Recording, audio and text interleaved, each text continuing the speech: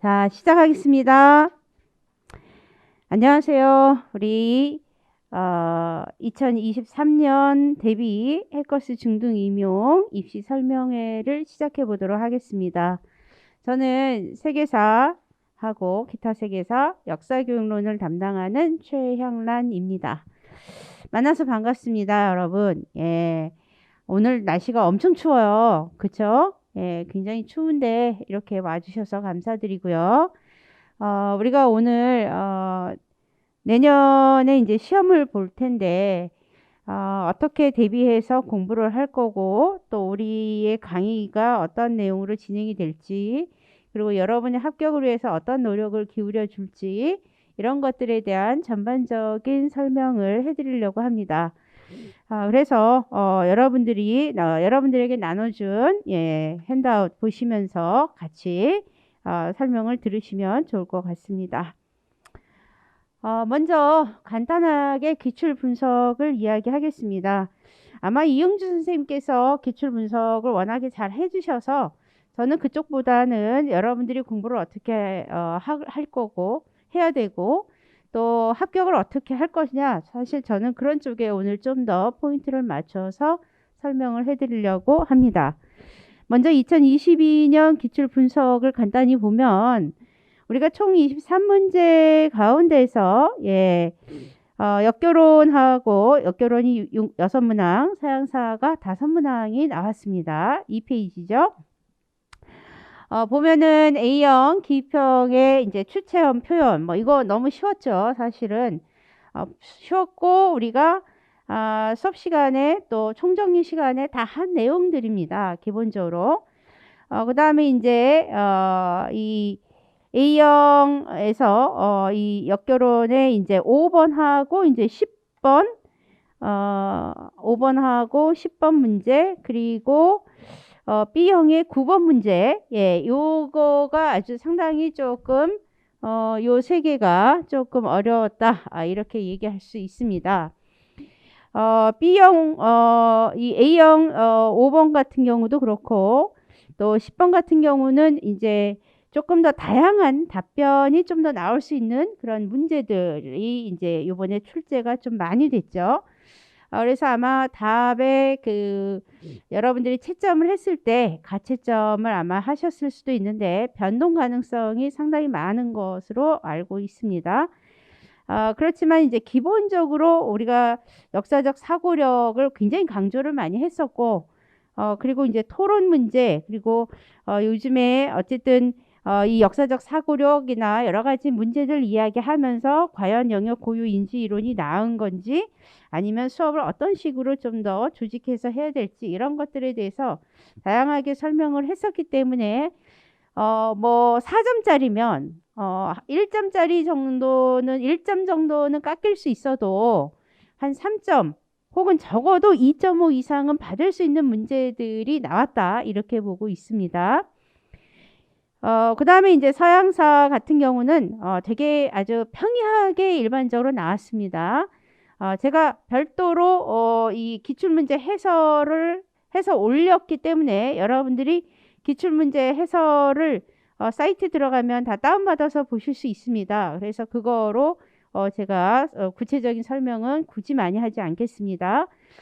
리키니우스 섹스티우스법과 관련한 거 이건 너무 많이 로마를 공부하면서 기본적으로 공부한 내용이라서 이거는 거의 다 4점을 맞아야 된다고 봐요. 예, 맞아야 되는 문제였죠, 사실. 그 다음에 이제 A형 7번 같은 경우에는 카를스바드 법령이라든가 또 인권선언문에 있는 내용이 이제 나왔는데 제가 올해 시험에 분명히 빈 체제와 관련한 빈 회의나 이런 그 시기 그와 관련된 그 시기 내용이 분명히 시험에 나올 거다라고 아마 제 인강이나 직강을 들은 학생들은 잘 아실 겁니다. 제가 워낙에 강조를 많이 했어요. 이번에는 분명히 나는 빈 체제가 나올 거다고 본다. 그래서 이게 이제 모의고사도 냈었고 이런 것들이 시험 문제 그대로 나왔습니다. 그 다음에 이제 B1 기입형에서 체르노빌 지속 가능한 발전할 때 이런 것도 역시 여러분들 제가 요즘에 우리가 이슈가 되는 문제들이 있습니다. 현대 이슈가 되는 문제들 중에 환경 문제, 기후 문제 이런 것들이 워낙에 문제가 되기 때문에 시험 문제가 나올 가능성이 많다. 예, 따라서 이런 부분은 너무 현대적이어서 시험에 안 나온다고 생각하지 마십시오라고 했었는데 이런 문제들이 다 나왔어요. 예, 결국은. 그 다음에 뭐 8번 너무 쉬운 거였고요. 그 다음에 11번 같은 경우도 제가 30년 전쟁이 시험에 나올 것 같습니다 라고 했어요. 예, 그래서 이런 문제들이 나왔는데요. 전반적으로 역교론 같은 경우는 다양한 답변 가능성 있는 문제와 그 다음에 조금 더 추론할 수 있는 문제들을 그래도 내려고 했었고요. 그 다음 사양사는 아주 기본에 충실한 문제이지만 현대적인 이슈가 될 수 있는 문제도 같이 나온 것이 하나의 경향이다. 뭐 이렇게 보입니다. 그래서 여러분들이 문제를 풀어본 사람도 있었을 텐데 그리 어렵지는 않았으나 그렇다고 해서 100%다 만점 받기에는 조금 까다로운, 은근 까다로운, 예, 그런 점에서 까다로운 그런 문제들을 출제를 했죠. 자, 그렇다면 적중 분석의 사례를 제가 설명하겠습니다. 제가 뭐 간단하게 뭐 여기서는 큰 문제보다 우리가 사실 9월에서 10월까지 모의 예상 문제를 풀었고요. 1회부터 8회까지. 그 다음에 이제 총정리를 좀 늦게 해드렸습니다.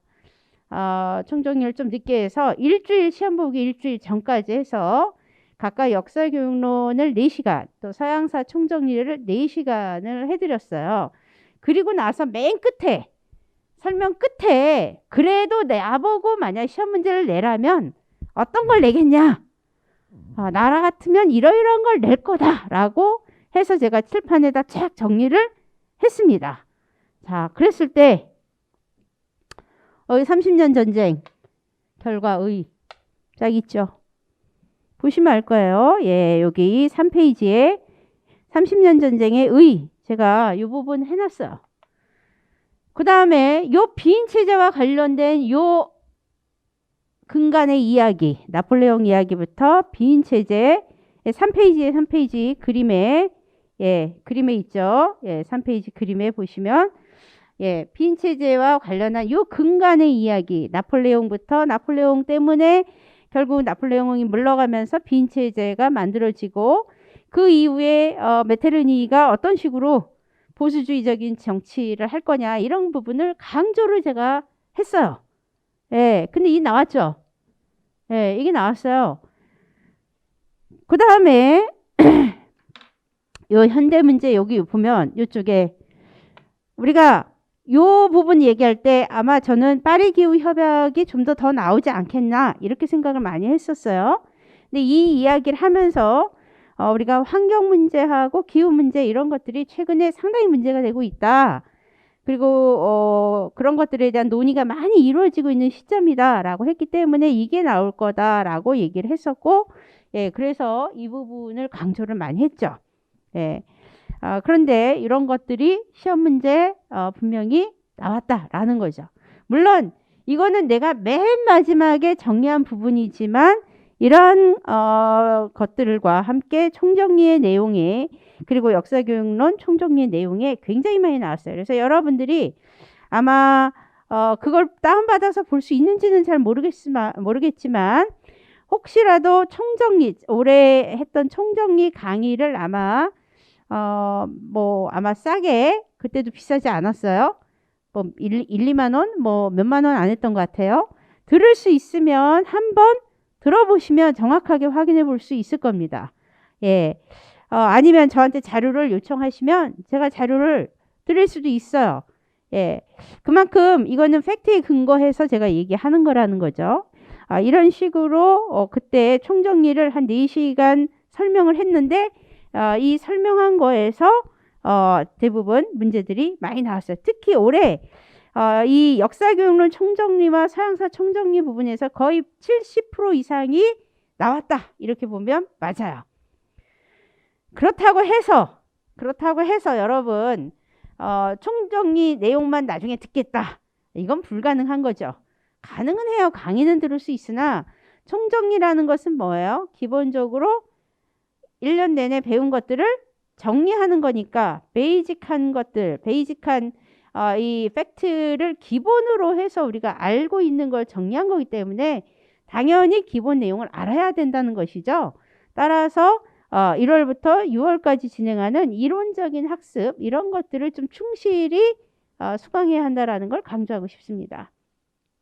그 다음에 여기에 쓰여 있는 것이 4페이지, 5페이지에 나오는 내용들 이런 것들이 바로 그거예요. 총정리해서 제가 정리해 준 내용입니다. 자, 4페이지를 보시면 4페이지에 행위분석 모형 관련 설명 이야기가 나옵니다. 요번에 시험 문제 뭐가 나왔습니까? 행위분석 결정, 행위결정 분석 방법 요게 나왔잖아요. 그쵸? 예, 시험에 제가 총정리 때 이거 해줬어요. 표로 만들어갖고 예, 분명히.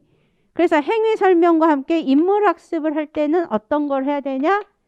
행위결정 분석 방법 모형이 좋다. 이러면서 이런 이야기 설명들을 쫙 해줬습니다.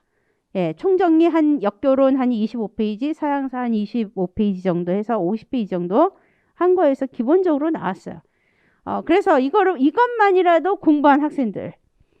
그래서 실제 시험 보러 갔을 때 제가 이 총정리 해준 것만 가지고 가가지고 본 학생들도 있다고 해요. 당연히 시험을 어느 정도 봤겠죠. 예, 이런 것들이 나왔고요. 그 다음에 요번에 또 나온 게 한람의 연령지체설 문제, 영역고유인지론, 사전지식 관련한 문제가 나왔습니다. 그렇죠? 자, 그랬을 때 이거 총정리의 내용이에요. 총정리 내용에서 여기 보면 한람, 연령지체설 얘기하면서 이 형식적 조작 단계에 늦게 도달하는 이유가 뭐냐? 예. 그렇기 때문에 좀 더 빠른 시기에 역사 설명이 이런 것들이 쉽지 않다. 이해가 쉽지 않다. 뭐 이런 내용을 가르쳤어요. 예. 그러나 이제 영역고유인지 이론에서는 그렇게 바라보지 않는 거죠. 예. 그래서 그와 관련한 반대적인 어떤 설명들이 나왔고요. 요번에 피셔의 인증적 사고가 뭐냐라는 거 쓰는 거 나왔죠? 시험에. 그쵸? 예. 귀납적, 이 가설적 추론 방식만으로는 완벽하지 않기 때문에 귀납적 방법을 같이 동원해가지고 예, 인증적인 사고를 만들어냈다. 예, 이런 거 설명했습니다. 이런 거가 총정리 내용에 나온 거예요. 예, 총정리 내용에 분명히 이 부분이 나와 있고요. 그래서 이런 것들도 우리가 설명을 했고요. 그 다음에 영역고유인지 다 총정리해서 이게 나오죠. 역사적 사고가 절대적 영역고유인지 이론이라는 이 틀 안에서 이야기가 된 거죠. 그래서 이번에 영역고유인지 이론이 시험에 나왔고 그랬을 때 예, 뭐가 중요하냐? 사전지식 체계가 중요하다. 예, 그래서 이게 이번에 좀 논란이 있잖아요. 스키마가 답이다 막 우기는 사람도 있고 그러는데 사전지식 체계가 원래는 정답이고 사전지식 혹은 선행지식이 정답이고 그런 것들이 조금 더 체계화되면 우리가 스키마라고 하는 건데 예, 그래서 사전지식 체계가 중요하다라는 거 이런 것들 시험 문제 냈었어요. 이게 나왔는데 우리가 총정리해서 이런 부분들을 기본적으로 이제 설명을 다 해줬다라는 거예요. 물론 우리가 기본적인 이 개념 개론 수업이나 혹은 또는 심화 학습에서 전체적인 것들을 더 자세하게 했지만 총정리해서 이제 간단하게 중심 용어들과 함께 설명을 한 것이죠. 그와 관련된 문제가 요번에 이렇게 나온 거잖아요. 예. 왜 이런 답을 한 이유를 한람의 이 근거, 이 연구 결과에 근거해서 써라. 그럼 한람의 연구 결과의 핵심적인 건 뭐냐? 바로 연령 지체설이거든요. 형식적 조작 단계 빨리 가지 못하더라. 그래서 16.2세 정도나 돼야 도달하더라. 그 얘기거든요.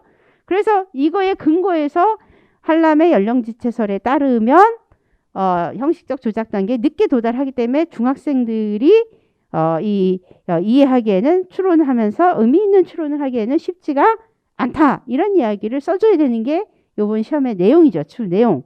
예, 그래서 이런 문제들이 요번에 나왔다라는 거야. 그 다음에 총정리해서 제가 5페이지에 리키니우스 섹스티우스법 예, 명확하게 7번 주제를 해갖고 제가 쫙 설명했습니다. 예, 리키니우스 섹스티우스법. 그래서 이때 집정관 뭐 이런 거 평민층에서 선출하는 거 이게 나왔고요. 그 다음에 토지 상한선. 그래서 유력자가 대토지 겸병을 하는 폐단을 방지하는 게 목적이고 그와 함께 이에 연관된 대토지가 왜 문제가 되는지에 대해서 조금 더 구체적으로 이때 설명을 해드렸습니다. 예. 그래서 이런 것들이 바로 적중을 했죠. 예. 제가 분명히 아테네에 대해서 설명은 나중에 총정리 때 써주긴 했지만 맨 나중에 칠판에 써주긴 했지만 나는 그래도 요번에 로마가 더 나올 것 같습니다. 이렇게 얘기를 했어요. 예. 그리고 로마에서 이런 설명들을 했기 때문에 우리가 공부한다면 열심히 공부한다면 당연히 충분히 다 이런 것들이 나왔다. 그리고 나올 거다라는 것이죠. 그 다음에 그래서 요게 이제 이번에 이 시험 문제가 이렇게 나온 거 아닙니까?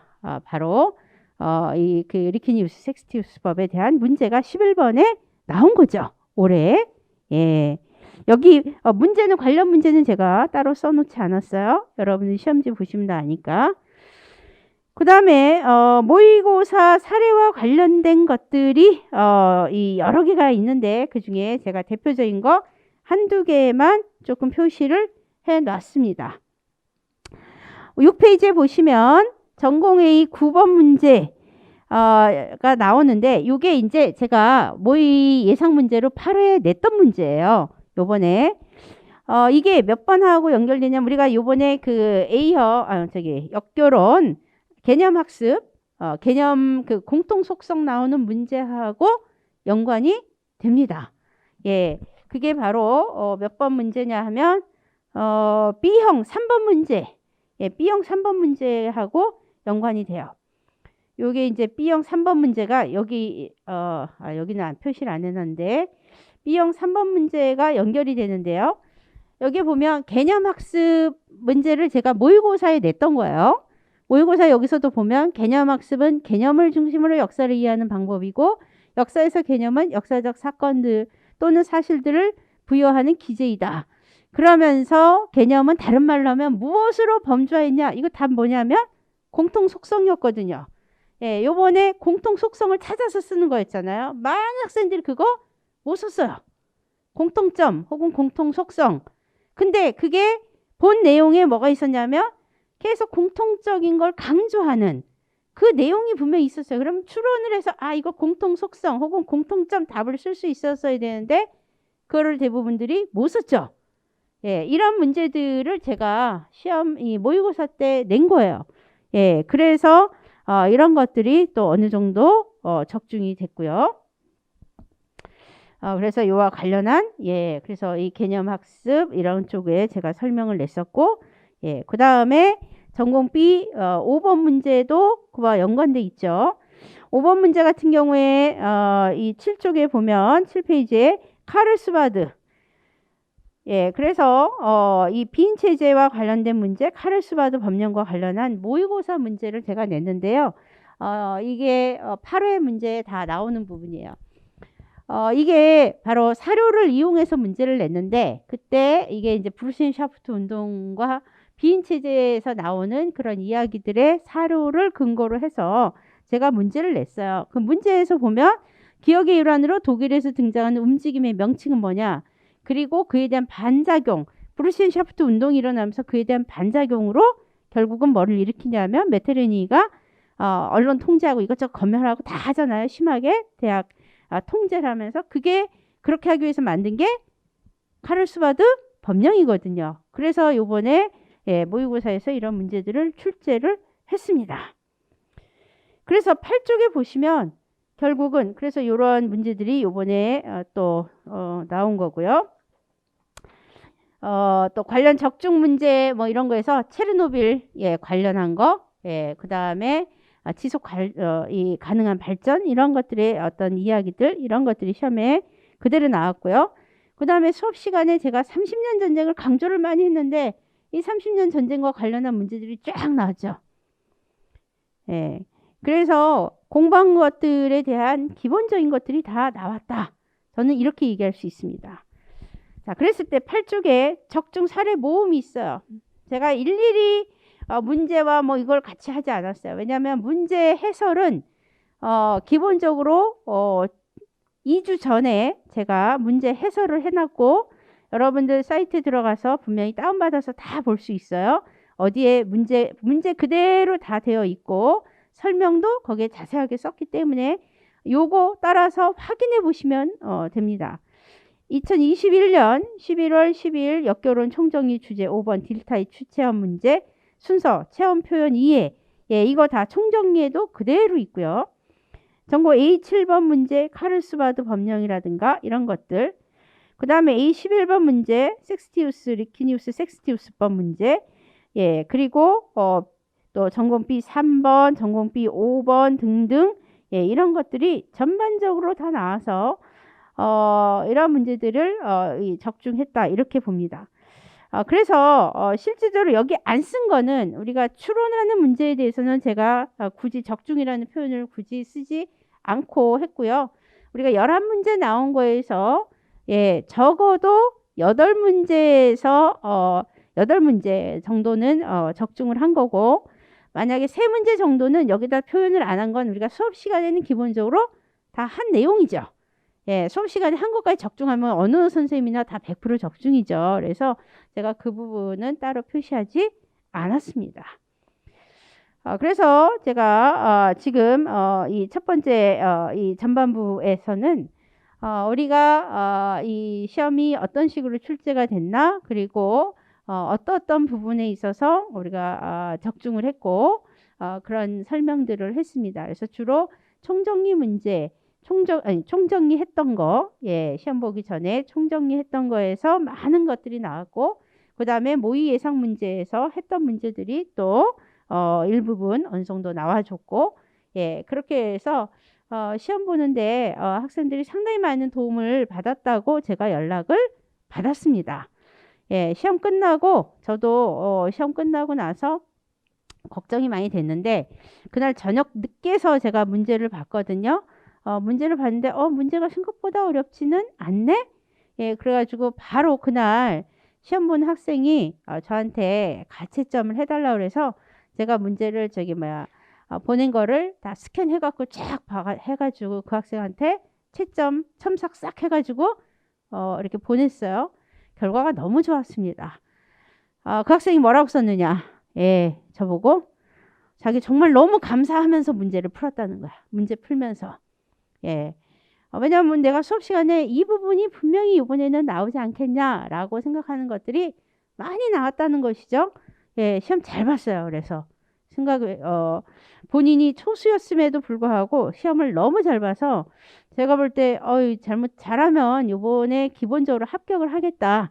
점수가 깎여도 웬만큼 합격하겠다라는 생각을 지금 하고 제가 오죽하면 몇 번을 이렇게 얘기하면서 또 나중에 2차도 준비하고 다 하라고 이야기를 다 했습니다. 그래서 그런 학생도 있었고요. 또 다른 인강으로만 듣는 학생이었는데 저는 인강으로 듣는 학생들한테도 저하고 연락이 된 학생들한테는 연락을 합니다. 제가. 그래서 그 학생도 따로 가채점을 안 해봤다는 거야. 그래서 빨리 보내라. 그래가지고 제가 조금 귀찮게 하죠.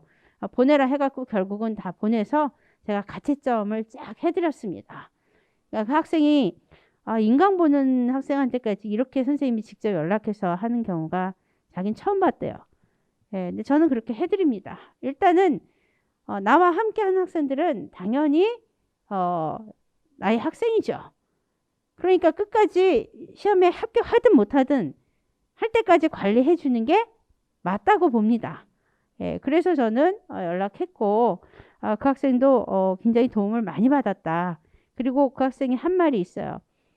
혹시나 이번에 합격할지 못할지라도 그 학생도 오랫동안 공부를 좀 접었다가 다시 이제 하고 있는 중인데 이번에 사실 합격을 기대하고 한 게 아니고 내년을 바라보고 하는 건데 선생님 때문에 자기가 서양사를 잘 모르는데 서양사에 큰 흥미가 없는데 나 때문에 서양사에 대해서 새로운 흥미를 더 가지게 됐고 수업하면서 이런 식으로 조금 더 수업하면 좋겠다 하는 어떤 그런 아이디어를 많이 받았다고 해요. 그래서 굉장히 뿌듯한 그런 생각을 가지게 됐어요. 저도 너무 좋았죠. 합격하면 더 할 나위 없이 좋은 거고, 1년을 더 바라보고 하는 거니까 내년에 더 뭐 부족한 점들을 보완해서 하면 잘하지 않을까 생각을 하고 있습니다. 자, 그래서 이제 첫 번째는 그런 얘기를 했고요. 사실 이게 중요한 건 아닌 것 같아요. 이미 지난 시험에 대해서 이야기를 많이 해봐야 우리가 기출 경향 많이 잘 알고, 예전에 뭐 이런 거 많이 나왔었어. 이런 거 중요한 거 아닌 것 같아요. 문제는 해마다 어쨌든 간에 새롭게 문제가 출제되고 있고, 그 문제를 얼마만큼 잘 풀 거냐. 그래서 내가 어떻게 내년에는 합격할 거냐. 이게 사실은 포인트라고 저는 생각을 합니다. 그 점에 대해서 제가 이제 조금 더 구체적으로 설명해 드리도록 하겠습니다. 우리의 내년 계획에서 많은 것을 조금 바꿨습니다.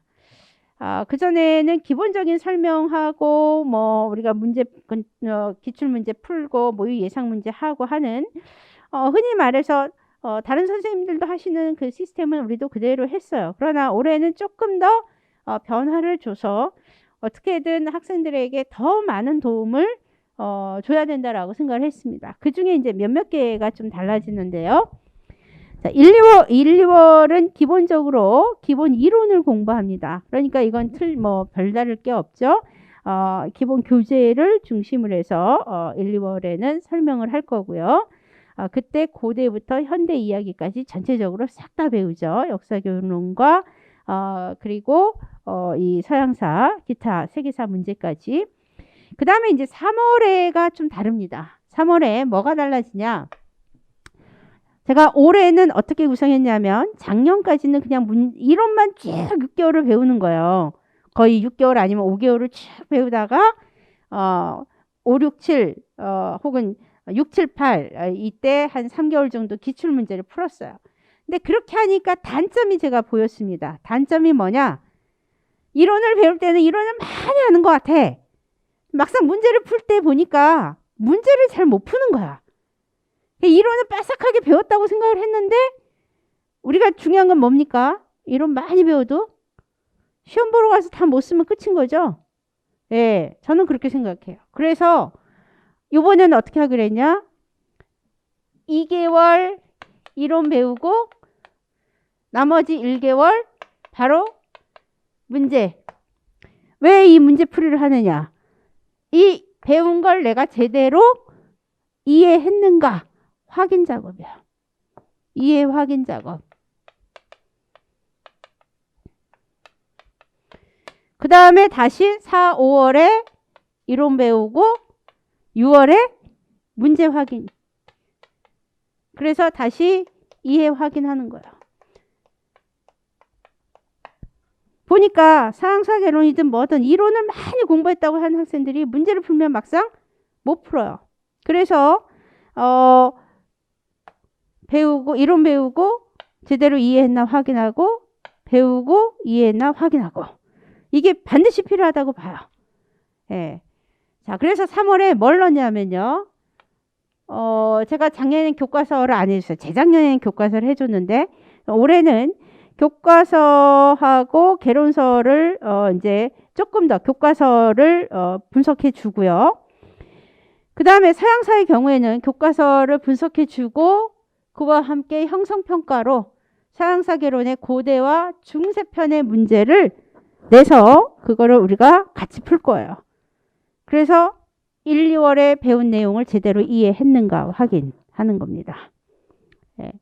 그 다음에 역결혼의 같은 경우에는 1, 2월에 이론 배우고 그 다음에 세 번째는 교육부 학습지도안을 분석해 드릴 겁니다. 교육부 학습지도안이 한 몇백 페이지에 이렇게 가까이 이렇게 쫙 있는데 뭐 한 달에 다 못하니까 나눠서 또 핵심적인 부분들과 관련한 내용들의 일부분을 분석해서 그거와 관련된 문제를 풀 거고요.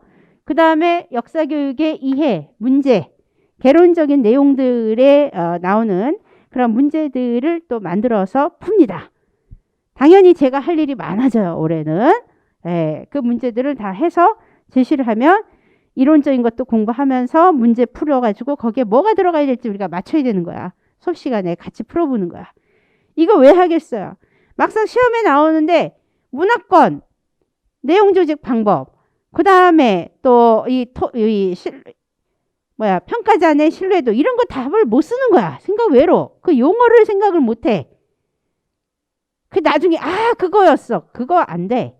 그러니까 기본적으로 이론적인 걸 배웠다면 그 이론에 맞는 설명이 나온다면 이게 뭐다라는 걸 우리가 확인할 수 있게끔 이번에는 문제 적용을 합니다. 한 달. 그리고 나서 다시 뭘 배워요? 이론 심화 학습을 배웁니다. 그리고 심화 학습에 대한 이론을 문제를 다시 풉니다. 그래서 이때 서양사 개론의 근현대 문제. 아까 고대 중세 문제 중심으로 풀었잖아요. 이번에는 근현대 중심으로 푸는 거야. 예. 어떤 선생님은 수업 시간에 내리 서양사 개론 책을 보면서 그냥 이렇게 설명하고 이렇게 하시는데 저는 그렇게 하기에는 어차피 우리가 개론 이론 설명을 여기서 다 기본적인 걸 하기 때문에 따로 그 필요는 없어요. 그러나 문제로 해서 이 안에 어떤 내용이 어떤 용어가 그 빈칸에 들어가야 될지 그 부분은 반드시 해야 된다고 봐요. 그래서 그걸 스터디에서 해줄까 어떻게 할까 하다가 스터디는 일부분의 학생들만 도움을 받죠. 막상 하면. 따라서 인강 듣는 학생들이나 직강 듣는 학생들에게 모두에게 도움이 될 수 있는 길은 같이 문제를 푸는 거라고 생각을 했기 때문에 요걸 제가 요번에 추가를 했고요. 그 다음에 요 지도안과 관련된 문제, 응용 문제, 활용할 문제를 여기서 같이 또 풀어보게 됩니다. 예, 요즘에 우리가 학습 지도안 주고 어떤 수업 내용이 어떤 수업 방법이 더 좋을까요? 왜 이런 수업을 해야 되는지 더 좋을까요? 이런 것들에 대한 설명을 좀 더 우리가 할 수 있어야 되겠죠. 그 다음에 그리고 이때 사료 및 학습 지도안 사료 이런 것들을 좀 더 강조해서 이제 설명을 우리가 할 겁니다. 그래서 기본적으로 2달은 이론적인 걸 공부하고 그 다음에 한 달은 이론적인 거와 함께 학습한 거를 확인하는 거. 예, 그런 시스템으로 제가 이번에는 조금 바꿔봤습니다. 내가 생각해도 이론을 5, 6달 내리 배우다 보면 이론을 많이 배운 것 같지만 지루하다는 거죠. 지루하기도 하고 그 이론을 정말로 다 이해했는지를 학생들에서 일일이 확인하기가 어려워요. 그래서 제가 이번에는 이 부분을 좀 넣었어요. 특히나 이번같이 일반적인 것들 쉽게 쓸 수 있는 건데도 답을 못 쓰는 경우는 기초적인 것들이 많이 어떻게 보면 부족하다고 볼 수도 있거든요. 예, 그래서 그런 부분들을 더 채워야 한다고 생각을 했기 때문에 이렇게 이번에 이런 것들을 더 추가를 했습니다. 그 다음에 이제 7, 8월에는 우리가 기출문제 풀이를 합니다. 그래서 기본교재 5개년 문제가 있고요. 그 5개년 기본 문제에다가 5개년 문제에다가 2020년, 2021년에 낸 모의 예상 문제 같이 싹 같이 풀어봅니다. 그리고 나서 9월부터 12월, 11월까지 중간에 보충할 수도 있고 쉴 수도 있고 한데 진도가 늦지 않으면 잠깐 쉬는 시간 가졌다가 바로 이 모의고사 문제풀이를 합니다. 그래서 6회는 실전 대비 모의고사를 하고요. 이 2회가 이 쪽집게 최종 정리 모의고사이면서 동시에 최종 정리를 이때 같이 합니다.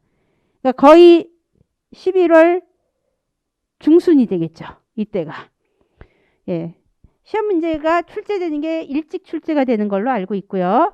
출제된 이후에 우리는 조금 더 이 부분을 핵심적으로 해서 요 설명이 더 많이 들어갈 거예요.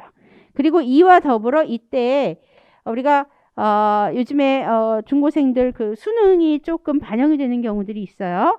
그래서 그와 관련해서 약간의 수능 문제를 일부분을 같이 조금 더 풀어볼까 합니다. 고대 중세는 어렵지 않은데 보통 근현대 문제들이 어렵기 때문에 이때 이제 근현대 문제와 관련한 이런 부분들의 문제를 조금 더 공부를 해보려고 해요. 예전에는 모의고사만 보면 끝났어요. 근데 그러다 보니까 너무 학생들을 내가 방만하게 내버려 두나 싶은 생각도 좀 들고 이때 조금 이론적으로 약간 더 이렇게 그 강화를 시켜줘 보면 어떨까 싶어서 이때 이거를 조금 더 도입하기로 했어요. 그래서 굉장히 이번에는 조금 더 공부할 내용이 많아졌고, 예, 조금 더 철저하게 보완을 조금 더 많이 하면서 이렇게 우리가 수업을 진행하는 거로 만들었습니다. 그래서 작년에 듣던 인강생들 같은 경우에는 혹은 직강생들 같은 경우에는 이런 교과서는 따로 예전에 한 것들을 들어봐야 할 거 아니면 개인이 해야 됐는데 요번에 이걸 같이 하는 거고요. 서양사계론 뭐 문제도 역시 개인적으로 알아서 예, 뭐 가로넣기를 하든 뭘 하든 혼자 알아서 했어야 되는데 우리가 요번에 요거 같이 하는 거고요. 또 학습지 또한 예, 이런 것들 요거 같이 하면서 문제를 푸는 거죠. 그래서 한 3-4개 정도가 더 추가가 많이 돼서 요번에는 제가 조금 그런 준비를 더 많이 해야 돼요. 그래서 사실 가르치는 이 교육자의 입장에서는 일이 많아졌네. 좀 편해질 수가 없네. 뭐 이런 상황이지만 학생들이 합격하는 데 있어서는 그게 더 도움이 된다고 보니까 더 해줘야 되죠. 당연히 제가 더 해야 된다고 생각을 하기 때문에 예, 수고를 무릅쓰고 여러분들의 합격을 향하여 같이 하려고 합니다. 그래서 10쪽부터는 제가 이제 강의의 특징이라든가 이런 것들을 설명해 놨습니다. 그래서 우리가 한 학기 1년 동안 이러한 것들 내용 중심으로 해서 공부를 우리가 할 거예요. 그래서 제가 올해는 따로 스터디를 하지 않는 거로 이제 사실 생각해서 이렇게 이 안에서 모든 걸 다 할 수 있는 거로 해서 만들어 보자 해서 제가 계획을 세웠고 이 이응주 선생님하고 의논해서 이렇게 정했는데 그럼에도 불구하고 여러분들이 나중에 선생님이 스터디에서 직접 오셔서 그전에는 스터디 때 같이 했어요. 저 여러분 스터디 그냥 하라고 내버려 두지 않습니다. 2시간씩 꼬박꼬박 매주 했거든요. 우리가 예, 매주 같이 했어요. 2시간 동안 꼬박 앉아서 얘기하고 질문하고 답하고 서로 예상 문제 어떤 것들을 할까 그러면서 그것들을 뽑아갖고 주제를 잡아서 계속 1년 동안 한 데서 거기서 많이 나왔거든요. 같이 해줍니다. 근데 올해는 안 하려고 했는데 여러분들이 그래도 도움을 받고 싶고 여러분들이 또 직접 교수가 참여해서 같이 해주기를 원하면 얼마든지 도와드릴 의향이 있으니까 얘기를 하시면 되겠습니다. 자, 저희 강의의 특징이 뭐냐? 서양사는요. 서양사계론 기본 교재 전반적으로 다 봅니다. 예, 학습 심화 내용이든 뭐 이런 거 있는 그런데 보면 서양사 강좌 책도 있고요. 세계화 시대 서양 현대사 내용도 있고요. 이런 것들이 다 포함되어 있습니다. 사료 당연히 다양한 사료 제가 설명해 드리겠죠. 그 다음에 현안 교과서 세계사 교과서의 핵심 내용도 종합적으로 분석하고 있고요. 형성평가로해서 고대부터 현대까지 일관적으로 전체적으로 문제 풀어봅니다. 또 이 역사교육론의 경우에는 기본 교재 4권 완벽하게 이해 체계합니다.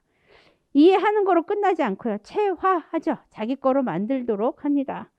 또 교육부 세계사 학습지 또한 분석하고요. 역시 역사교육의 이해 내용을 형성평가로 이번에 좀 더 내용을 독파하는 것으로 해서 문제를 풀 수 있게끔 이렇게 꾸며봤습니다. 그리고 그게 성공적으로 이루어질 거라고 봅니다. 그 다음에 이제 학습 방법, 서양사와 역사교육론의 학습 방법인데요. 자, 여기서부터는 조금 새로운 경향들이 조금 있습니다. 제가 작년에 입시 설명회 할 때 어떻게 얘기를 했나 한번 살펴봤어요. 그랬더니 평가 과정이라든가 이런 것들이 시험 문제에 더 나올 거라고 예측합니다. 라고 제가 썼는데 그런 부분들이 이번에도 많이 나왔죠. 아마 역사교육론 같은 경우에는 현장에 적용할 수 있는 그런 다양한 학습 방법 이런 것들이 더 시험 문제에 앞으로 많이 나올 거라고 봐요. 그리고 그런 것들을 바탕으로 교육학에도 시험 문제들이 나올 거다 이렇게 봐요. 그렇지 않아도 우리가 코로나 시대이기 때문에 온라인 수업이 많아지다 보니까 제가 학생들한테도 분명히 얘기를 했었거든요. 아무래도 여러 가지 다양한 수업 방법이 있다. 요즘에 무슨 블렌디드 어쩌고저쩌고 방법부터 시작해서 그런 것들이 시험 문제 나올지 몰라요 했는데 아마 교육학에서 새로운 어떤 그런 유형들에 대해서 시험 문제 나온 거로 알고 있어요. 예, 그랬을 때 이러한 것들의 방법은 계속 나올 거다라고 봐요. 예, 그래서 그런 쪽 공부하셔야 되고요. 그 다음에 평가 과정 방식. 예, 어떤 식으로 평가를 하고 예, 이런 것들이 좀 더 설명이 많이 나오는 것 같아요. 많이 나올 거라고 봐요. 역사교육론에서. 예, 그래서 조금 더 여러분들이 기본적으로 옆 페이지 보시면 10페이지 옆에 보시면 역사교육론에서 공부할 책들이 나오죠.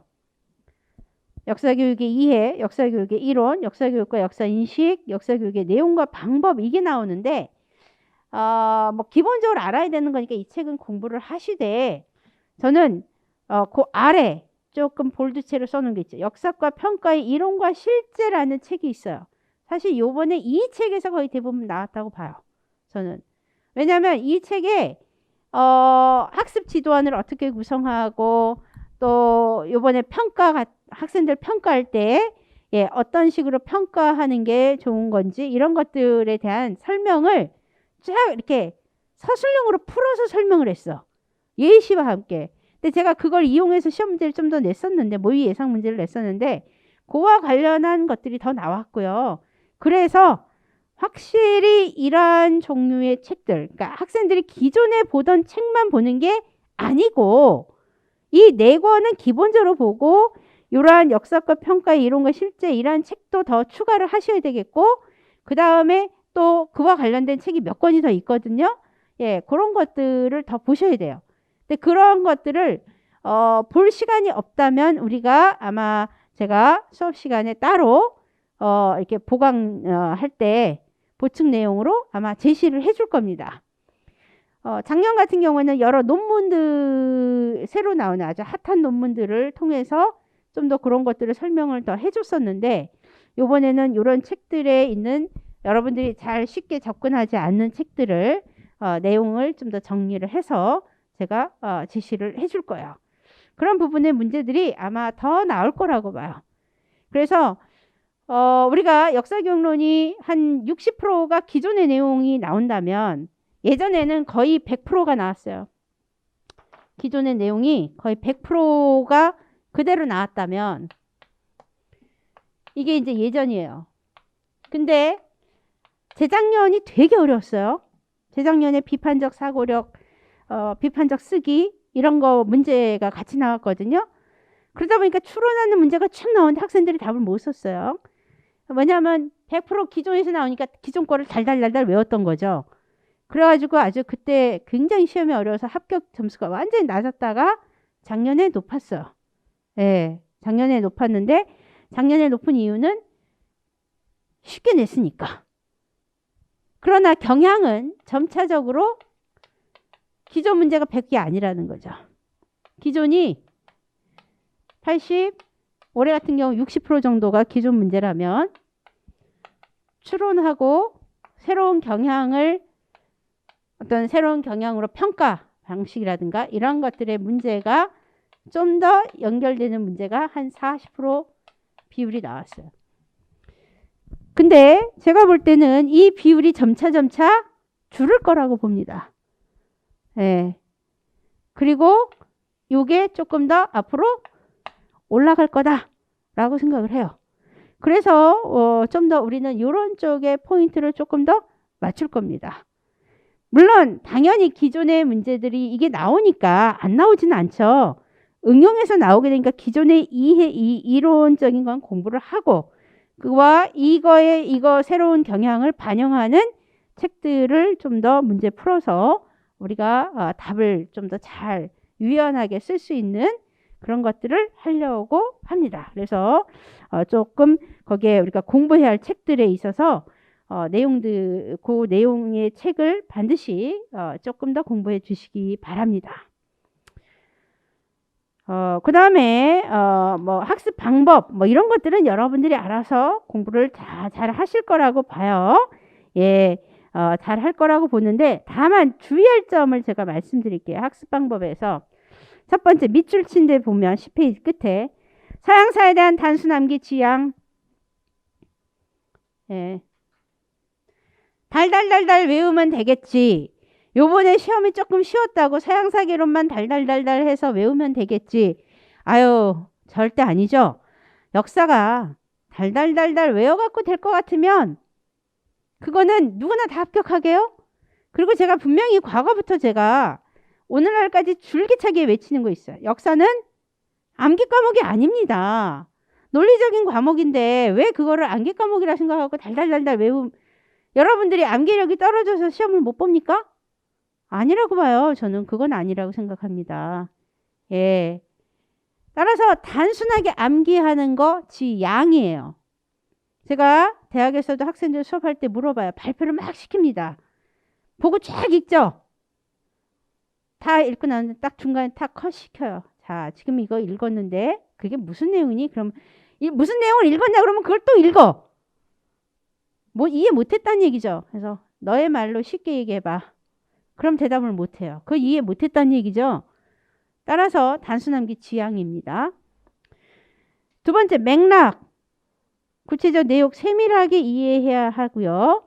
그 다음에 좀 더 적극적으로 분석을 해서 치밀하게 학습하는 거 이런 것들 필요하다 이렇게 얘기할 수 있겠습니다. 그 다음에 시험 부분은 모든 부분에서 나오기 때문에 어느 한 부분이라도 소홀히 해서는 안 된다라는 거죠. 이번에 지속 가능한 발전 못 쓴 학생이 많아요. 그거 나올 거라고 생각했겠습니까? 대부분이 안 했을걸요?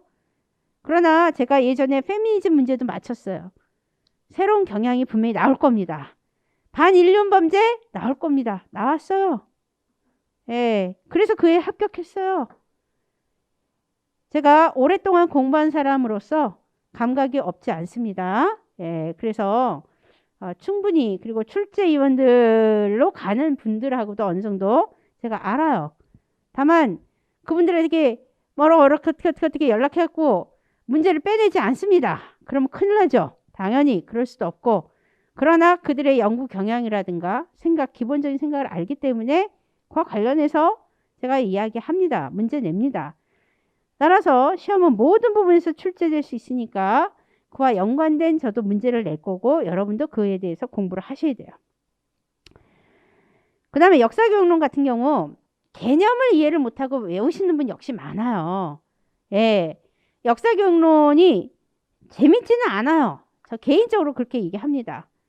저는 서양사가 전공이에요. 서양 현대사가 전공인데 역사교육론 제가 공부를 해보니까 역사교육론을 대학 때 공부했는지 기억은 잘 안 나고요. 솔직히. 그 다음에 이제 저는 석박사는 외국에서 했으니까 당연히 역사교육론 쪽하고는 거리가 멀어요. 그런데 이제 제가 이 임용 쪽에 뛰어들면서 제가 이제 딱 4년차 들어가는 거거든요. 정식으로. 제가 근데 역사 교육은 이제 딱 2년 공부를 했어요. 가르쳤어요. 2년 공부하고 그렇게 해서 가르쳤단 말이에요. 예. 그러니까 처음에 첫 해에는 그러니까 작년하고 재작년에 이제 이게 역사교육론 수업을 시작을 했는데 첫 해에는 저도 잘 모르겠어요. 헤맸어요. 이론은 알겠어. 이론은 충분히 이해를 할 수 있고 서양사나 우리가 일반적인 뭐 여러 가지 공부하면서 배운 이론들은 어느 정도 기억을 하고 내용을 읽어보면 알겠는데 이게 표현이 잘 안 되는 거야. 그럼 뭔 용어들이 그렇게 딱딱하고 재미가 없는지 정말 미치겠더라고요. 근데 작년에 제가 다시 책을 내용을 읽어보고 그런 것들을 다시 이렇게 공부하니까 좀 더 나아졌어요. 이해가 어느 정도 됐어요. 책 아까 4권 다 공부하라고 했지만 저의 지로는 그렇습니다. 4권이 결국은 한두 개의 책으로 압축이 되더라. 내가 시간이 되면 다시 쓰겠다 그랬어요. 내가 역사교육 전공은 아니지만 여기서 불필요한 것들은 제거하고 필요한 것들만 한다면 한두 권으로 딱 정리가 될 수 있겠더라고요. 제가 내린 결론입니다. 그래서 이 역사교육에 있어서 개념 이해를 잘하면 나머지는 조금 더 오히려 역사교육론은 디테일하게 외워야 되는 게 좀 많아요.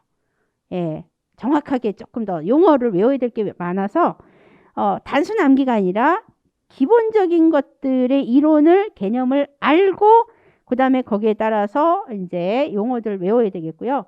그 다음에 여러 사례들을 조금 볼 필요가 있다라는 생각이 들더라고요. 예, 그 역사 경론의 사례에서 나오는 거 보면 한국사 이야기만 나오는 게 아니고 서양사 이야기도 나오고 동양사의 여러 사료적인 것들이 같이 연결을 해서 나오더라고요. 그래서 그런 것들을 좀 더 살펴보면서 왜 이 글을 썼는지 의도했는지 그런 것들을 파악하는 학습 방법 이런 것들이 필요하다고 봅니다. 자, 그래서 여러분들이 학습을 하는데 제가 학습하는데 추천을 한다면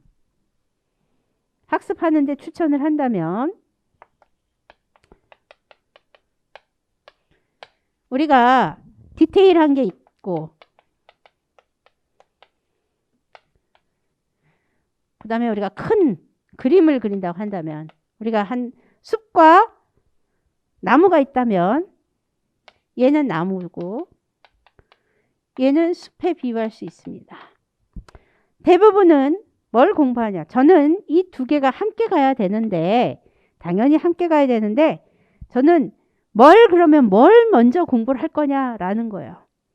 자, 대부분의 학생 뭘 공부 먼저 하냐? 저는 답을 먼저 말하면 얘를 먼저 공부하고 얘를 나중에 해라 이렇게 얘기하고 싶어요. 얘를 먼저 공부하고 얘를 나중에 해라. 근데 대부분은 어떻게 하느냐? 뭐부터 할까요? 대부분은 얘 먼저 해요. 그리고 얘 나중에 합니다. 그건 잘못된 거라고 생각해요. 그 이유는 서양사개론 보세요. 여러분 서양사개론 한 600페이지가 넘는 책이잖아요. 사실구리한 얘기. 그 다음 그거 서양사개론 같은 경우는 또 용어가 옛날 용어잖아. 주로. 그쵸? 그걸 이해하다 보면 진도가 안 나가는 거야. 진도가. 그거 다 사건 다 이해하고 하려면 진도 나가겠어요? 못 나가요. 이해부터 하면 안 돼. 그냥 고되면 전체적인 거 사건을 어느 정도 이해를 하되 그건 너무 그 안에 있는 단어 하나 요거 하나 그거 이해 못해갖고 막 이러고 애쓰지 마시고 큰 틀에서 쫙 읽어나가면서 고대 이 민주정의 개혁 과정이 이러이러하구나. 솔론이 이러이러해서 이렇게 했구나. 이렇게 이제 솔론이 뭘 했고 제우기 타이가 어쩌고저쩌고 그것까지 일일이 다 외워가면서 하면 맨날 거기서 머물러. 앞부분만 책이 시커매. 그러면 안 돼. 고대 전반적인 거 이해하고 중세 전반적인 거 하고 현대 근현대 이렇게 이해하고 이러면서 큰 그림을 채웠으면 16세기는 어떤 시기구나. 서양에서 17세기는 어떤 시기구나. 16, 17세기면 어떤 시기예요? 절대왕정 시기. 딱 나와야죠. 종교개혁의 시기. 그 개념이 딱 나와서 종교개혁이 이러이러해. 절대왕정이 이러이러해. 나라별로 이러이러했어. 이 정도 이렇게 되면 돼. 그게 애초에 안 되는 사람은 해도 안 돼. 그거 한 다음에 그 다음에 뭐예요? 디테일한 거 채우는 거예요. 절대왕정에서 그러면 영국, 프랑스, 프로이센, 등등 했는데 프로이센 프리드리 대왕 얘기하는데 프리드리가 뭐 했더라? 프리드리가 슐레젠 지방도 차지하고 등등등등 프로이센을 좀 더 강하게 키웠고 뭐 했고 거기서 반 마키아벨리론 저술했다 이런 거까지 기억하면 좋은데 그게 기억이 안 나. 공부를 안 했어. 프리드리의 어떤 큰 거에 대해서는 공부. 그러면 디테일한 거 채우면 되죠, 나중에. 그러면은 우리가 큰 흐름과 디테일한 게 다 채워지니까 역사를 좀 더 객관적으로 바라볼 수 있는 시각이 생기기 때문에 어떤 문제가 나와도 답을 유연하게 쓸 수 있다는 거예요. 근데 얘를 못하면 시험 문제가 반드시 요번처럼 몇 문제 집정관 중에 한 명은 평민에게서 뽑는다. 이런 아주 구체적인 거 안 나오면 어떻게 할 거야, 문제. 그쵸? 그래서 대부분은 얘 먼저 안 하고 얘 먼저 한다는 거야. 그러면 그게 합격으로 가는 지름길에서 점점 멀어진다고 봐요, 저는. 따라서 얘 먼저 하고 디테일한 거 나중에 채웁니다. 전체적인 그림을 보는 게 더 중요한 거지 이걸 모르고 이것만 채우시면 안 된다는 거죠. 그래서 그 부분은 아주 저 강조하고 싶고요. 그 다음에 여러분들이 시기별 학습 방법은 개인의 어떤 뭐 공부 사이클에 좀 맞춰서 조정을 하시면 되는데 제가 1, 2월부터 11월까지 어떻게 하면 좋겠는지에 대한 걸로 써줬으니까 여러분들이 공부하시면 됩니다. 읽어보시면 되겠고요. 학습 취약점을 이제 보완하는 것들이 또 중요하다고 봐요. 서양사와 역사 용어에서 가장 큰 취약점 뭐냐? 자, 용어, 명칭 정확하게요. 자, 요번에도 제가 해설에서도 설명했어요. 원래 정답은 리키니우스 섹스티우스법입니다. 사람들이 리키니우스 하니까 리키니우스법 하면 제가 볼 때 감점시킬 거나 그럴 거다 분명히 그렇게 얘기했어요. 두 사람이 한 건데 왜 한 사람이 한 것처럼 리키니우스법 이렇게 씁니까? 당연히 틀리는 거예요. 저 같은 성격 같으면 틀렸어 딱 그려버려요. 왜냐? 다 합격시켜주고 싶은데 한정돼 있거든. 인원이 합격 인원이. 그렇잖아요? 그럼 어떻게 해야 돼? 얘도 사정 봐주고 얘도 사정 봐줄 수 없잖아. 칼같이 끊어야지. 그쵸? 그래야 리키니우스 섹스티우스법 딱 쓰는 학생을 더 맞게 해줘야 벌써 딱 갈라질 거 아닙니까? 분리가 되잖아요. 용어 정확하게 해요. 명칭 정확하게입니다. 그다음에 지리적 위치가 뭐 어딘지도 모르는 학생이 많아. 역사 공부하면서 생각보다 이거 심각해. 국가명 정확하게. 예, 서양사계론에 있는 용어로 가능한 한 쓰지 않도록 합니다. 올드해. 대부분은 맞지만 틀린 것도 꽤 있어요. 용어 명칭이라든가 해석이 또 요즘에 많이 바뀐 것들도 있어서 서양사계론은 기본으로 하되 용어가 좀 낡은 거 이런 것들은 조금 최신식으로 써서 바꿔줘야죠. 그래서 교육부에서 발표하잖아요. 용어가 어떻게 바뀌었는지 이런 것들. 그거 반영해서 써야죠. 그렇지 않겠습니까? 예. 그거 정확하게 해야 돼요. 다음에 어설픈 개념 이해 지향이에요. 많은 학생들이 내가 이해했다 생각하고 넘어가. 질문해 보면 이해 못한 거지. 개념은 명확하게 하셔야 돼요. 그 다음에 사료 많이 접해야 돼요. 예. 사료를 조금 더 철저하게 이해할 필요가 있고요. 그 다음에 서양 근대사하고 현대사는 좀 더 세계사적 관점에서 연결시켜서 이해할 수 있도록 하겠고요. 해야 되겠고 그 다음에 조금 더 실제 설명하는 연습을 좀 해봐라 이렇게 얘기합니다. 이거 왜 그럴까요? 2차 대비를 위해서죠. 또 1차를 정확하게 하기 위함입니다. 막상 여러분들도 교생 실습도 나가시고 다 해보시면 되게 부딪히죠. 선생님들이 대학에서 수업할 때 이렇게 들어보면 무슨 수업을 저렇게 해? 나는 그렇게 안 할 거야? 했는데 막상 나가서 교생 실습하다 보면 막 갑자기 당황스럽고 버벅대고 어떻게 될지 모르고 그런단 말이에요. 자, 그래서 좀 더 연습을 해보고 그래라. 내가 누군가한테 설명을 할 수 있다는 건 내가 이해를 정확하게 했다는 거거든요. 거의. 내가 얘한테 설명을 하는데 이 친구한테 설명하는데 정확하게 못해. 설명하면서도 막 버벅거려. 그건 뭐죠? 이해 다 안 됐다는 얘기죠. 그러니까 그런 연습을 좀 친구들하고 스터디할 때 해보시라는 거예요. 너 리키니우스 섹스티우스법에 대해서 주요 요점을 한번 얘기해봐. 그러면 그 친구가 쫙 설명하면 이해한 거야. 근데 뭐더라 막 이러면서 이제 막 얘기가 되는 순간 못한 거죠. 그러면 내가 대답을 못했다. 설명을 못했다 그러면 표시해놨다가 집에 와서 빨리 살펴봐야죠. 보완해야죠.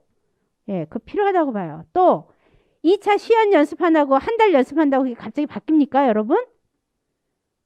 절대 아니라고 봐요. 예. 갑자기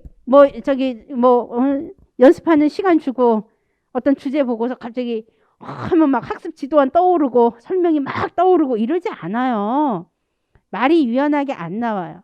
융통성 있게 대답도 해야 되겠고 여러 가지 상황에 대처도 할 수 있는 그 능력을 키우려면 친구하고 일정하게 시간을 둬서 일주일에 한 번씩 만나서라도 한 2-3시간 서로 연습하는 시간, 서로 교정해 주는 시간 이런 거 필요하다고 봐요.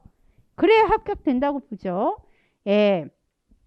그래서 이런 것들이 기본적인 어떤 이 서양사나 역사 경론을 공부할 때 합격으로 가는 좀 더 학습 방법이고 중요한 부분이라고 생각해요. 그래서 여러분들이 서양사 교재 4권, 또 역교론 교재 4권, 그리고 그와 관련된 추가 내용들 제대로 공부하면서 좀 더 큰 그림 보고 디테일한 거 조금 더 채우시고 하면 된다라는 거예요.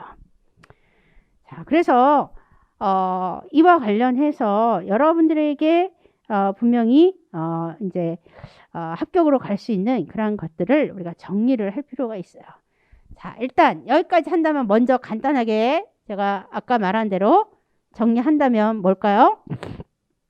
첫 번째가 공부할 때 정확하게 공부한다라는 거예요. 딱 요점 정리를 하면 정확한 개념, 용어, 지리적 위치 확실하게 공부한다라는 거죠. 이거 확실하게 공부해야 돼요. 두 번째,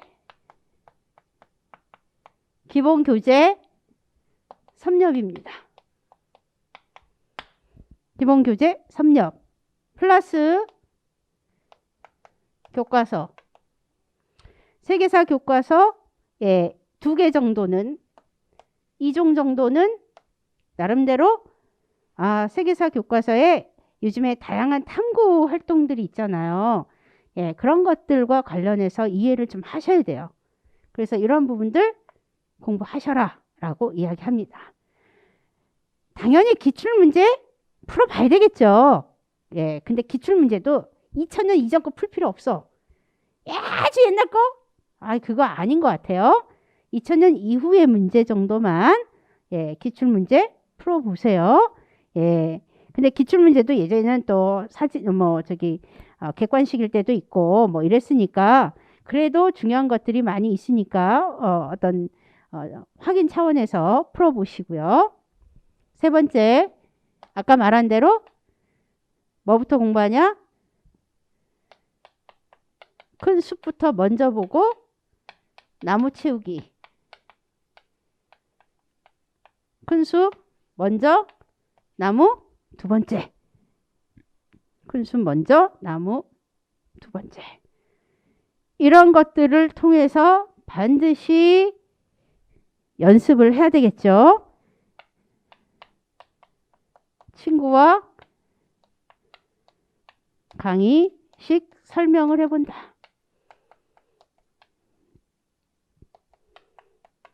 이거 해보는 거예요. 어색하지 않게.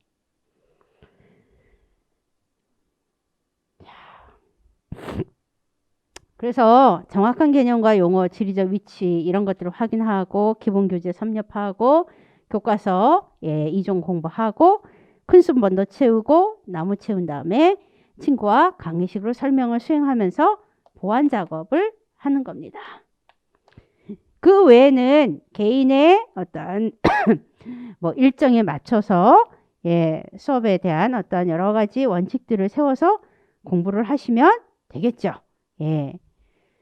공부는 누가 해주는 게 아니잖아요. 자기가 해야 되는 거니까 자기가 나름대로 자기 사이클을 잘 판단해서 공부를 하셔야 되는데 문제는 하루 종일 공부만 한다고 되는 것도 아니고요. 공부를 너무 안 해도 되는 게 아닙니다. 그래서 공부에 대해서 기본적으로 자기가 사이클을 정해서 하루에 뭐 6시간이면 6시간, 7시간이 7시간 하시고 나머지 시간에 정신적 건강도 중요하고 육체적 건강도 중요하니까 운동도 좀 하고 이러면서 자기가 그 사이클을 만들어서 공부를 하시면 됩니다. 자, 그렇다면 어쨌든 이러한 식으로 공부를 해야 되는데 정작 중요한 얘기가 이제 마지막 이야기입니다. 마지막으로 중요한 얘기가 있어요. 여기는 안 써놨어요. 자, 우리가 이렇게 공부를 하는 이유가 뭐냐라는 거예요. 이렇게 공부를 해야 되는 것까지는 우리가 알아. 여러분들 많이 들어보셨을 거예요. 이 선생님 가면 이 선생님 이렇게 얘기하고 저 선생님 가면 저 선생님 이렇게 얘기하는데 정작 중요한 것은 우리가 이렇게 공부를 하는데 가장 중요한 건 내가 왜 굳이 역사 전공 선생님이 되어야 하는가에 대한 생각을 정확하게 해야 된다고 봐요. 그게 사실 합격으로 가는 데 있어서 가장 필수적인 게 아닌가 저는 그렇게 생각합니다. 단순하게 말 그대로 단순하게 나 직업적으로 선생님이 안정돼 있으니까 직업적으로 나 선생님을 선택했으니까 공부해야 돼 이렇게 하면 그거 오래 못 간다고 생각합니다. 예, 오래 못 가요. 따라서 기본적으로 이 왜 역사 선생님이 되어야 하는지에 대한 그 정체성 문제를 명확하게 하고 가는 게 중요하지 않나 저는 그렇게 생각을 해요.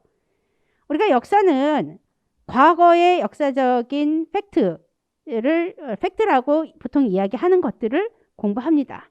따라서 역사는 과거 지향적이에요. 과거 지향적인 것을 제대로 알려주는 이유는 우리의 미래가 더 나은 세계로 가기 위함이고 그렇게 더 나은 세계로 가기 위해서는 과거가 베이스가 돼야 되기 때문이죠. 그랬을 때 그렇다고 우리가 과거 지향적인 것만 공부하면서 과거에만 머물러 있을 수가 없어요. 현실을 살기 때문에 현실적인 측면도 우리가 고려를 해야 되죠. 현실적 측면에서 결국은 뭐예요? 현실적인 목표를 세워서 내가 과거에 이 중요한 이 베이스를 내가 잘 가르쳐서 우리의 좀 더 나은 미래를 만들겠다 이런 거 아니겠어요? 그렇게 하기 위해서 내가 선생님 되고 싶고 그렇게 해서 학생들에게 역사적인 중요한 내용들을 많이 알려주고 싶은 거잖아요. 그렇죠? 그래서 내가 왜 역사 선생님이 일단 되어야 하는지 왜 되고 싶은지에 대한 생각을 명확하게 해야 공부도 정확하게 할 수 있는 것 같아요.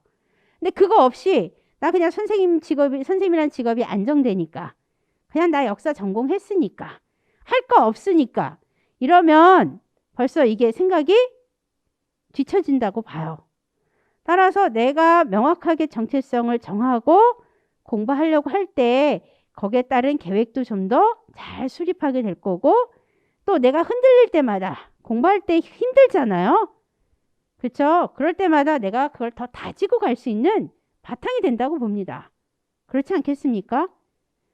저도 외국에서 박사 하기까지 되게 오래 했어요. 공부 그만두고 싶은 때가 한두 번 있었겠습니까?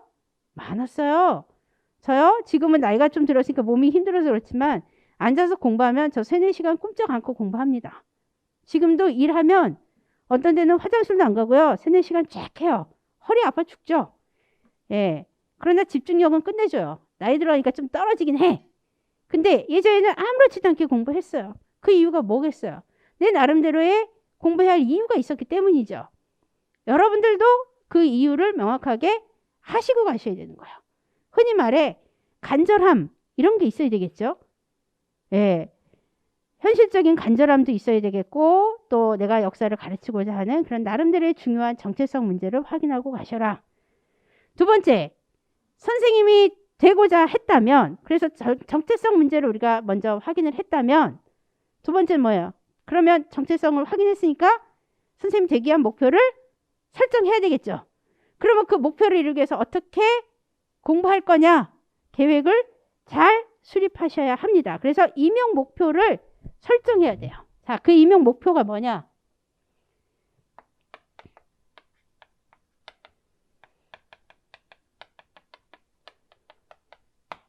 점수. 목표 점수 세워야죠. 목표 점수. 자, 우리가 안전하게 좀 더 합격할 수 있는 선은 저는 70점 정도라고 생각해요. 서울은 약간씩 때에 따라서 틀릴 수 있지만 70점을 설정한다고 봅시다. 100점 만점에. 우리 이거 예전에 70점이면 수미양가로 따지면 미거든요. 평균은 돼야 그쵸? 선생님이 된다라는 이야기예요. 이 정도 돼야 2차 가서 조금 실수를 하고 그래도 조금 더 합격을 가능하다고 봐요. 자, 그랬을 때 우리가 역교론이 있고 서양사가 있고 한국사, 동양사, 그 다음에 교육학. 자, 모두가 100점 만점이죠. 자, 합쳐서 요 네 개가 80, 얘가 20 해서 합쳐서 100입니다. 자, 그랬을 때 자, 교육학은 15점. 목표 점수 15점. 최소를 이야기하는 거예요. 최대 15가 아니고 최소. 요 정도는 맞아야 되니까 최소. 근데 교육학 웬만큼 어느 정도 쓰고 공부하고 또 쓰는 연습하고 해서 이 정도는 어느 정도는 맞지 않을까 싶은데요. 올해 교육학의 방식이 좀 많이 달라졌으니까 점수가 어떻게 될지 몰라도 보통 합격하는 친구들은 최소 15에서 16점 정도 맞는 것 같습니다. 예, 이 정도 맞도록 노력을 해줘야 되겠죠. 교육학 이해 잘하면 얘도 좀 더 잘해요. 연결되는 부분이 많잖아요. 그쵸? 그 다음에 한국사 동양사는 뭐 제가 설명할 부분은 아닌데 그래도 합쳐서 27점 정도 받으셔야 된다고 봐요. 자, 합쳐서 27이면 자, 각각 몇 점 정도를 예상을 할까요? 한국사가 조금 어려워요. 그 이유가 뭘까요? 사료가 나오는 거지. 한국사 동영사가 한자 사료. 아, 그게 애먹죠? 예, 제가 대학교 다닐 때 한자 엄청 잘했거든요. 제가 또 학술부장 해갖고 내가 웬만한 삼국사기니 뭐니 이런 거 강독 다 했거든요. 안 보고 옥편만 찾아갖고도 다 했는데 지금 한자 거의 한자를 안 쓰니까 이제는 몰라. 잘 몰라. 헷갈려. 근데 시험을 봐야 되잖아. 그쵸? 그거 언제 해석 다 해갖고 시험 볼 거예요? 아니죠. 그쵸? 중요한 몇 구절 딱 파악해갖고 딱 풀어야 될 거 아니야. 그쵸? 아, 이게 사료가 뭐다. 그걸 일단 파악을 해야 되잖아. 자, 그래서 한국사가 어려워요. 우리나라 역사임에도 불구하고 어려워. 그래도 합쳐서 27점을 어떻게든 맞도록 노력해 줘야 돼요. 예. 서양사와 역교론에서 최소 역교론과 서양사 각각 15점 정도 받을 거. 자, 그러면 30점이야. 이게 30, 20, 57, 57, 15 하면 72점 딱 나오죠. 이게 근데 선생님 어떤 학생이 그럴 수 있어요. 선생님 이게 가능한 점수예요? 딱 이러면 불가능이 왜 불가능해? 저는 그렇게 얘기하고 싶어요. 그 이유는 자, 서양사가 18점이잖아요. 보통 18점 정도가 나와요. 역교론이 22점 나오죠. 요번에 거의 이 정도로 가거나 아니면 서양사가 한 문제 더 나올 때는 보통 한 얘가 20점, 얘가 20점 뭐 이렇게 되는 경우들이 있습니다. 자, 역교론이 우리가 추론 능력이나 이런 여러 가지 다양한 답변이 나오는 문제가 많이 나오면 변동 가능성이 있어요. 그래서 7점으로 낮춘 거예요. 깎은 거예요. 서양사는 내가 서양사를 전공해서 아니라 서양사 가장 쉬워. 이 넷 중에 가장 쉽다고 봐. 얘거나 아니면 이 동양사 좀 더 쉬워. 예. 서양사는 거의 5문제가 나오면 5문제가 나올 때 보통 2점짜리 하나 4점, 4점, 4점 이러잖아요. 예. 2점짜리는 웬만하면 맞춰야 되는 거죠. 요거 1점씩 깎인다고 칩시다. 1점씩 깎이면 그래도 1점씩 깎이면 한 14점 되겠죠? 14점 돼도 70은 나와. 아까 이게 72였기 때문에. 그쵸? 그러니까 내 말은 뭐겠어요? 4점짜리면 몇 점은 맞자? 3점은 맞아야 돼요. 최소. 3점은 맞아야 돼. 2.5 맞으면 2.5 하면 10점, 12점밖에 안 돼. 그러면 얘는 15점 반드시 채워야 되고요. 12점 채우면 70 돼요. 그렇죠? 점수상. 왜냐하면 얘 12점 하면 27, 15 하면은 27 하면 54, 15 하니까 69점인데 깎일 수도 있고 아닐 수도 있죠. 그렇죠? 그러니까 4점짜리를 가능한 한 다 맞대 1점이나 많으면 1.5 정도 깎이는 정도 해야 되는 거야. 근데 그 이상 깎인다는 건 이미 합격으로 멀어지는 얘기거든. 사실 시험이 너무 어렵지 않는 이상. 그쵸? 목표 점수를 이렇게 정해갖고 공부를 해요. 여기에 맞춰서 최대한 갈 수 있게끔 만들어야 되는 거야.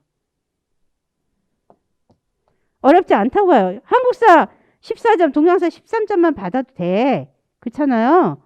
아, 물론 그렇게 얘기하겠죠. 아유, 선생님 13점 맞기가 어려워요. 15점 맞기가 어려워요. 아이, 그러면 쉬운 시험이 어디 있어요? 이 세상에. 이 세상에 쉬운 시험이 어디 있어? 이 세상에 모든 게 다 어려워. 절대적으로 안 그래요? 우리가 쉬운 일에 이렇게 몇 년씩 고생하면서 이렇게 하지 않아요. 당연히 어렵죠. 그러나 이렇게 목표를 설정해서 이 점수에 근접하게 갈 수 있도록 노력을 한다면 합격으로 간다는 거예요. 그래서 목표 설정을 명확하게 점수를 해줘라 라는 거예요. 그렇게 해서 합격을 할 수 있도록 노력을 해주면 되는 겁니다. 이거 필요하다고 봐요. 이것도 없이 그냥 막 공부하는 학생들이 있어요. 우리가 예전에는 뭐라고 그랬어요? 공부 열심히 해 이랬거든요. 요즘에 공부 열심히 해 소리 안 해요. 공부를 열심히 하는 게 아니고 잘해야 되는 겁니다. 전략적으로 잘해야 된다고요. 하루 종일 12시간 앉아서 공부한다고 잘하는 게 아니란 말이죠. 그렇지 않습니까? 그러니까 그걸 정확하게 조금 이러한 방법과 함께 내가 공부를 왜 하는지 정체성 확인하고 그리고 나서 임용 목표 설정해갖고 거기에 맞춰서 나아갈 수 있도록 노력해줘야 된다라는 거예요. 그러면 합격으로 갈 수 있습니다. 제가 대학에서도 해외에서도 공부하고 대학의 강의 경력도 상당히 오래되고요. 제가 상도 많이 받고 하고 그러면서 학생들을 봤어요. 그리고 이제 제가 임용 역사 쪽에 뛰어든 지가 얼마 안 되죠. 몇 년 안 되죠. 물론 몇십 년 하신 선생님들에 비하면 몇 년 안 됩니다. 그런데 제가 그래서 처음에는 서양사 할 때도 처음엔 당황했어요. 박사니까 다 알겠지? 아니에요. 다 기본적인 건 알아요. 근데 임용 역사는 좀 다르더라고요. 수업을 해보니까 난 대학에서 수업을 할 때 당황을 해본 적이 없거든요. 너무나도 이렇게 자연스럽게 했는데 이거는 막 여기 화면 보이죠? 거기다가 막 너무 꼼꼼하게 해야 되니까 이게 큰 틀에서 가르치다가 너무 꼼꼼 아주 세세한 걸 하니까 어쩌다 틀리기도 하고 그런 거예요. 실수를. 연도를 제가 또 잘 못 외워요. 못 외운다기보다 관심을 별로 안 가져서 아마 그럴 것 같아요. 근데 그러다 보니까 당황했어요. 근데 어쨌든 간에 그렇게 공부하고 그다음에 또 이 아주 저한테는 좀 생소했던 역사교육론을 공부하면서 제가 처음에는 힘들었어요. 그러나 1년 지나고 나니까 임용역사, 서양사 이렇게 좀 더 어느 정도 하면 될 것 같아. 역사교육론 1년 지나니까 조금 알 것 같아요. 2년 되니까 이제 조금 됐어요. 그래서 제가 감각적 측면에서 제가 감각이 늦지 않거든요. 되게 빠른 편인데요. 제가 한 80% 정도 임용의 어떤 문제 파악하는 게 한 80% 정도 올라왔다고 생각해요. 여러분만 공부하지 않습니다. 저도 공부해야 되고요.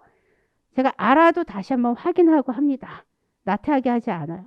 그랬을 때 내 감각이 100% 오르는 순간 여러분도 100% 합격인 거예요. 내가 한 최소 80%까지 올라왔다고 봐요. 방학 때 더 열심히 저도 더 준비하고 여러분들을 위해서 또 여러 가지를 준비하다 보면 어느 정도 채워지면 그 100%를 바탕으로 여러분들에게 모의고사 예상 문제를 내줄 거고 총정리를 해줄 거고 그와 관련해서 또 시험 문제가 나올 거라는 거죠. 따라서 열심히 같이 공부하면 같이 잘 될 거라고 봐요. 나의 강점은 난 여러분들에게 드릴 수 있는 말은 그겁니다. 나의 강점은 베이직에 충실합니다. 나는 베이직한 거에 굉장히 충실해요. 서양사 어설프게 뭐 말도 안 되는 별로 이렇게 그런 사이드적인 거 안 가르쳐요.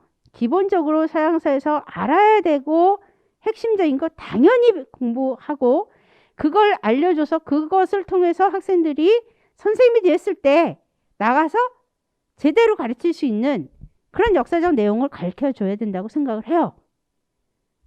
저는 그게 강점이고 저는 그렇게 해왔고 모의고사도 거의 기본적인 거에 충실해서 많이 냅니다. 대학에서 시험 볼 때도 그래요. 저는 꼬아서 문제 내지 않아요. 절대적으로. 기본적으로 공부한 걸 제대로 이해했나를 바탕으로 시험 문제를 내요. 자, 그랬을 때 이런 베이직한 거에 충실하고요. 거기에 응용력이 이제 추가가 되는 거죠. 응용적인 문제들. 예. 어쨌든 나의 강점은 베이직에 충실합니다. 두 번째는 되게 진심이에요. 나는 자신 있게 얘기할 수 있어요. 나는 굉장히 진심으로 학생들에게 수업하고 가르치려고 노력합니다. 관리도 그렇게 하려고 해요. 아까 말한 대로 인강생이라고 무시하고 이렇게 안 합니다. 직강생만 신경 쓰지 않습니다. 나한테는 직강생, 인강생 다 중요합니다. 그들이 합격하는 게 중요해요. 그들이 공부하는 것만큼 나도 공부한다라는 거죠. 예, 같이 가야죠. 학생들이 많이 합격할수록 나한테도 기쁨이고요. 나 또한 기본적으로 우리가 커머셜적인 측면도 있지만 학문적 측면에서 그게 더 중요하다고 봐요. 먼저 그걸 하고 커머셜이 들어가는 거라고 봐요. 커머셜적인 거 먼저 생각해 갖고 이렇게 어설프게 대충 이렇게 그렇게 하지 않습니다. 그래서 나는 굉장히 진심이에요. 겉으로는 나는 굉장히 냉철한 편이고요. 까탈스럽습니다. 솔직히 말하면. 예. 그러나 속은 되게 아니에요. 속은 같이 이렇게 얘기해 보면 나는 그 학생에게 뭔가 도움을 주려고 애를 쓰고 노력을 하고 그래요. 따라서 여러분들이 같이 뭔가를 하고자 하고 공부하고 하면 그 안에 저도 있고 당연히 도움을 주겠죠. 잘 가르쳐 줘야 하고. 예. 그렇게 해서 같이 합격하는 길. 여러분이 합격하면 정말 좋고 나도 좋고 예, 그렇게 해서 우리가 함께 같이 만들어가는 그러한 어떤 임용 시험 준비가 되기를 바랍니다. 그렇게 했을 때 우리가 합격률이 예, 괜찮은 편이에요. 우리 해커스 임용은 특히 역사는 많이 알려지지가 않아가지고 잘 몰라요. 있는지도 모르는 사람이 많아요, 사실. 그러나 실상 와서 수업 듣는 학생 중에 해마다 우리가 합격자가 꼭꼭 배출되고 있습니다. 예. 몇백 명, 몇천 명 있는 데서 합격자 10명 나오는 거에 비하면 우리는 1, 20, 2, 30명밖에 안 돼요. 그 중에 합격자 2, 3명 나오는 건 다른 거 아니겠습니까? 나는 그렇게 생각해요. 예. 같이 할 때 우리 합격자들이 특징이 있어요. 스터디에 굉장히 충실했고요. 초수 재수생들이 좀 더 많고요. 예. 그리고 무엇보다도 모의고사 같은 거 공부할 때, 시험 볼 때 첨삭 지도를 많이 받았습니다. 예. 그런 것들 열심히 하고 나도 열심히 해주고 하면서 같이 우리가 이렇게 애쓰면 충분히 여러분들도 합격할 수 있어요. 예. 그래서 저는 분명하게 얘기합니다. 내년에 합격하고 싶은 학생 나한테 오십시오. 예. 자신 있게 서양사 거의 만점에 가깝게 만들어주겠다. 근데 중요한 건 나만 공부하면 안 되겠죠? 본인들이 열심히 전제로 했을 때 같이 가면 분명히 합격한다. 나는 그렇게 얘기할 수 있어요. 예. 그리고 내년에 초수생들 경우 혹은 뭐 재수인 내년에 합격 못하면 언제 해요? 그 다음 해까지는 합격해야죠. 길게 하는 거 절대 원하지도 않고 그렇게 해서 안 된다고 저는 생각해요. 예. 합격하면 항상 언제? 2, 3년 안에 확 끝낼 수 있게끔. 예. 이미 늦었다면 내년 안에는 합격이 되게끔 만들어야 되는 게 우리의 목표고 그걸 이루어 나가야 되는 겁니다. 언제까지 할 수는 없잖아요. 그렇죠? 우리 고시낭인되면 안 돼. 여러분들 왜냐하면 여러분들에게 이 시간은 굉장히 중요한 시간이에요. 인생을 돌아봤을 때 이 시간 다시 돌아오지 않습니다. 이 시간에 내 시간을 온전히 투자해갖고 공부를 하는 건데 그게 나중에 다 뜻을 못 이룰 수도 있는데 그러면 빨리 다른 쪽을 찾아야 되겠죠? 내 시간은 아깝잖아. 그 시간이 돌아오지 않죠. 그러니까 내 시간이 귀중하고 그 시간을 의미 있게 만들기 위해서라도 최선을 다해서 우리가 노력하고 공부하고 만들어 가야 돼요.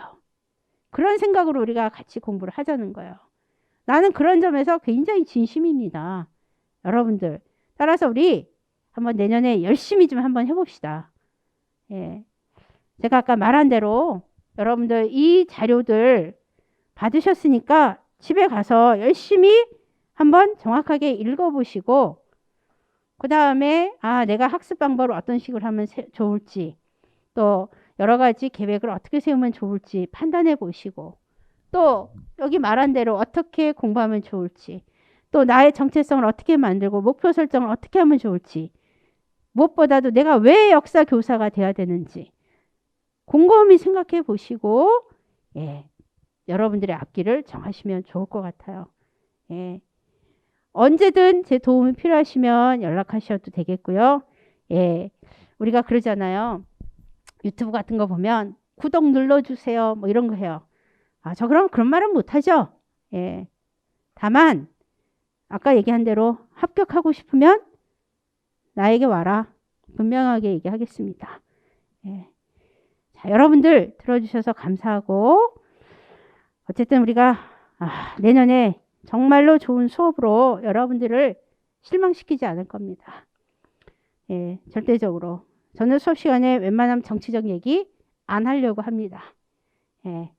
그런 것도 안 하고 웬만하면 우리가 수업에 가능한 한 충실하게 예로 정치적인 예를 들 수는 있으나 그런 거가 중요한 건 아니기 때문에 그런 거를 최대한 배제하고 우리가 최대한 강의에 충실해서 서로 이해하고 그리고 또 함께 하나 될 때 여러분들 합격될 수 있다고 봐요. 요번에 우리 시험 보는 학생들 시험 보러 가기 전에 직강생들 우리 스터디를 1년 동안 꾸준히 했어요. 그 친구들하고 마지막에 요 노량진 횟집에 가갖고 우리 거하게 먹었거든요. 그 친구들이 합격할 것 같아요. 요번에 내 마음이 지금 굉장히 기대하고 있는데요. 여러분도 내년에 우리가 같이 공부 잘하고 맛있는 것도 먹고 또 합격해서 서로 계속 연락 주고받고 할 수 있었으면 좋겠습니다. 자, 들어주셔서 감사하고